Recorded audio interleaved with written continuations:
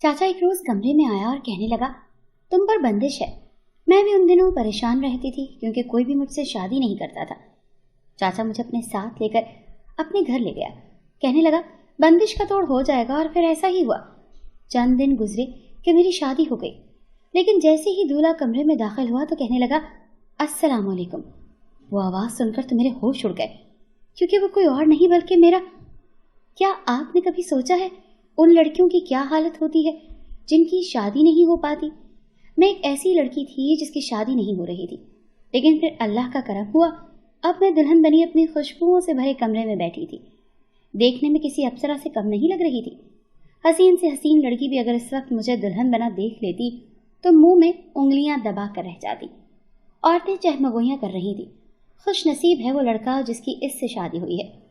ये सुनते ही मेरा सर मजीद फख्र से बुलंद हो गया।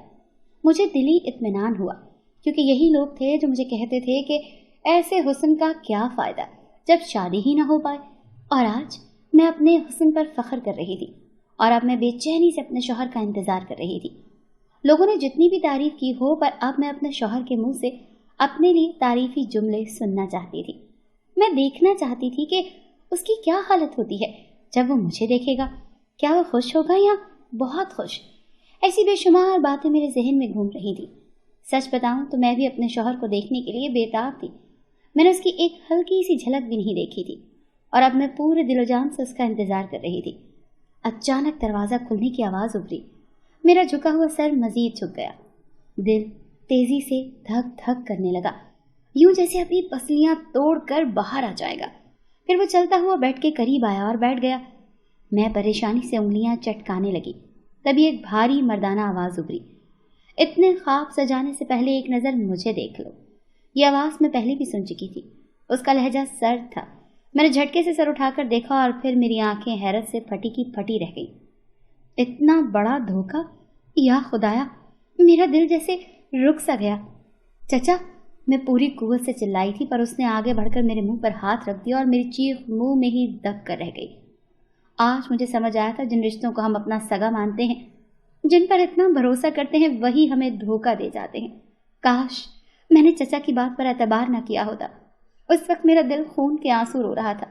सही कहते थे लोग, मैं बदकिस्मत थी, और आज मेरी बदकिस्मती मेरे सामने आ गई थी। मैं आपको अपनी कहानी सुनाती हूँ कि मेरी बदकिस्मती का आगाज़ कहाँ से हुआ था। मेरा नाम दिलकश है और मैं अपने नाम की तरह बहुत दिलकश हूँ। मैं बचपन से इस कदर खूबसूरत थी कि जो भी एक नज़र देखता वो ठहर ज़रूर जाता। मुझे ये सब बहुत अच्छा लगता था। जब लोग मेरी तारीफ़ करते, मुझे सराहते, तो मेरा सैर खून बढ़ जाता। मैं अपने हुस्न से लाताल्लुक़ नहीं थी। मैं जहाँ भी गई लोग मुझे कभी न भूल पाए। वक्त गुजरता गया और मेरा हुस्न दो आश्ता हो गया। कम उम्री से ही मेरे रिश्ते आने शुरू हो गए। पहले पहल तो मैं और घर वाले इनकार करते रहे कि अभी मैं छोटी थी और फिर मुझे कोई रिश्ता ही पसंद नहीं आता था।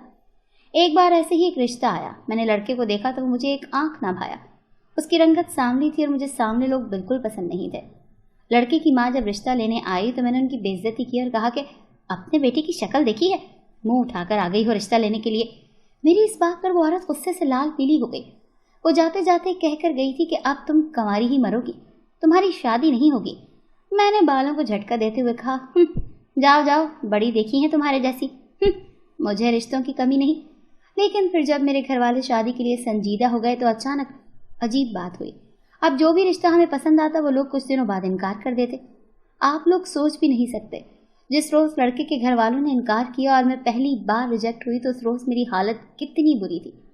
मैं पागलों की तरह चीखी चिल्लाई, भला कोई दिलकश इब्राहिम को भी रिजेक्ट कर सकता है? और फिर ये सिलसिला रुका नहीं। लड़के वाले आते, मुझे पसंद करके जाते और घर जाकर इनकार कर देते। महीने में एक आध बार ऐसा लाजमी होता और ऐसे वाक़ों ने मुझे अंदर तक तोड़ कर रख दिया था। कुछ समझ नहीं आता था कि लोग इनकार क्यों कर देते हैं। मुझमें तो कोई कमी नहीं थी। मेरा रिश्ता ना हो पाया, चुनांचे भाई की शादी हो गई। भाभी पहले दिन से ही मेरे हुस्न को देखकर जल गई। हालांकि वो मुझसे पूछती तो मेरा हुस्न अब मुझे कुछ अच्छा नहीं लगता था।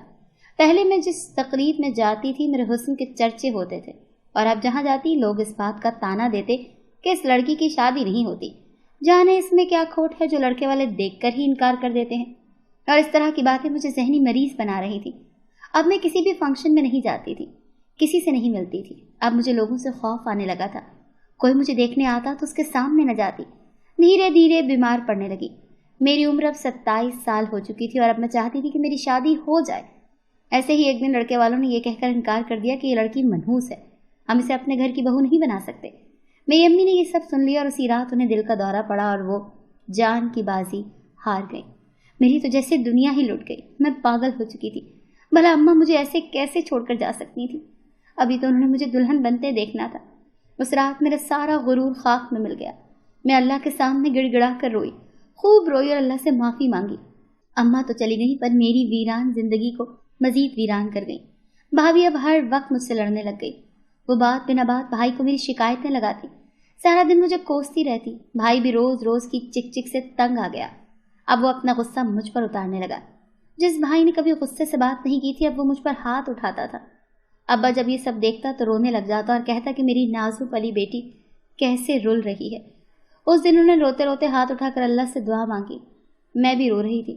بھائی نے مجھے تھپڑ مارا تھا اور پھر اسی رات ابا بھی زندگی کی بازی ہار گئے اور اس بھری دنیا میں مجھے اکیلا چھوڑ گیا۔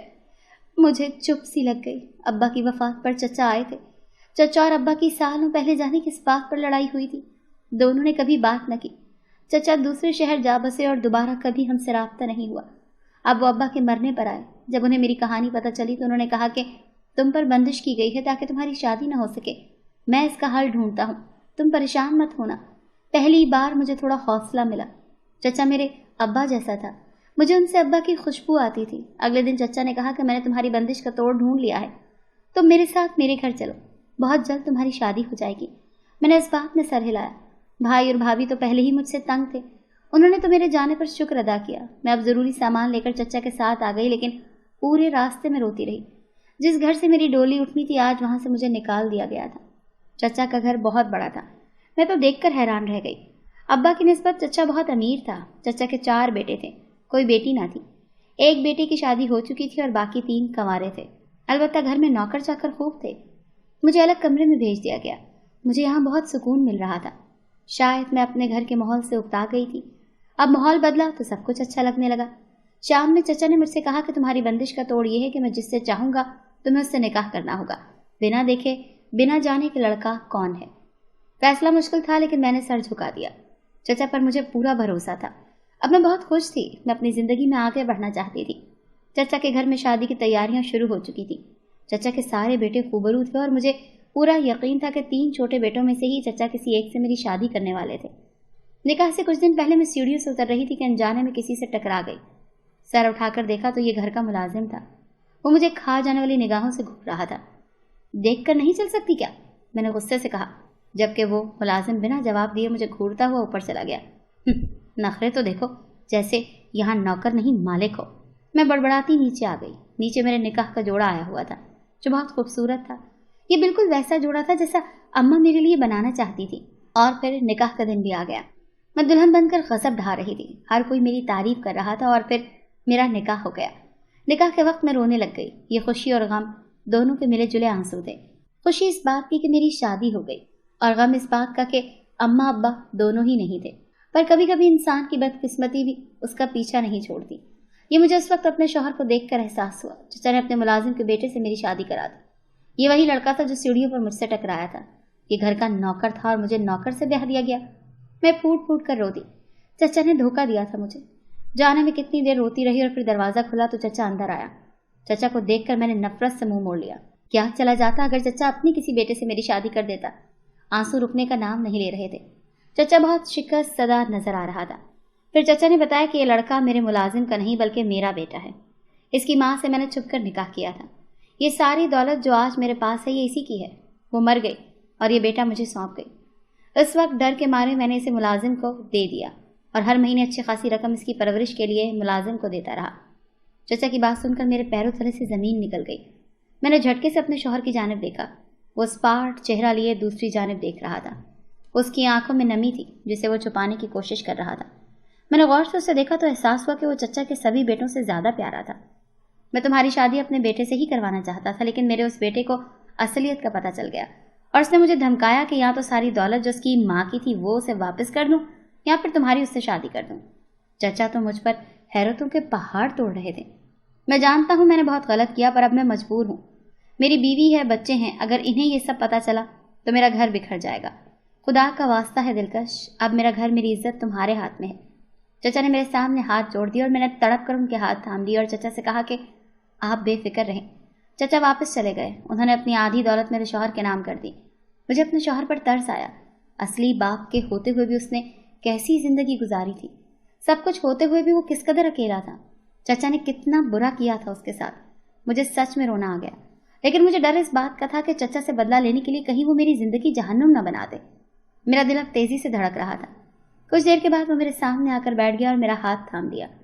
میرا دل دھک سے رہ گیا۔ تم یہ مت سمجھنا دلکش کہ ابو سے بدلہ لینے کے لیے میں نے تم سے شادی کی ہے، بلکہ سچ تو یہ ہے کہ تم سے محبت کرنے لگا ہوں۔